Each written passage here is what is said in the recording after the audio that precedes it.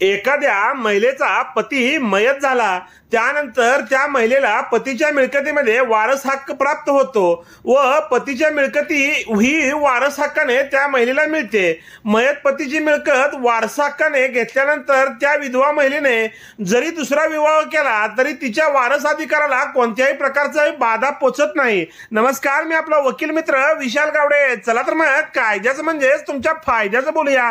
हिंदू उत्तराधिकारी कायदा 1956च्या कलम 14 प्रमाणे हिंदू स्त्रीच्या तिच्या कब्जात असलेली कोणतीही संपत्ती, मग अशी मालमत्ता तिला विवाहपूर्वी किंवा विवाहानंतर वारसा हक्काने, मृत्यूपत्राने, दानाने, वाटणीने म्हणून किंवा पोडगी म्हणून किंवा नातलगाकडून मिळाली असली तरी किंवा तिने स्वतःने किंवा त्या महिलेस न्यायालयाच्या हुकुमाने मिळाली असेल किंवा अन्य कोणत्याही मार्गाने संपादित केलेली असो, वारस हक्काने मिळालेल्या सर्व प्रकारच्या मिळकतीची ती संपूर्ण मालक होते व ती मिळकत मिळाल्यानंतर त्या विधवेने पुनर्विवाह केला तरी तिला पती निधनानंतर वारस हक्काने मिळालेल्या मिळकतीवरील तिचा हक्क कधी नष्ट होत नाही। याबाबत माननीय मुंबई उच्च न्यायालयाचा एक महत्त्वपूर्ण निर्णय असून तो न्याय निर्णय AIR 1971 मुंबई 413 यामध्ये रिपोर्ट झालेला आहे।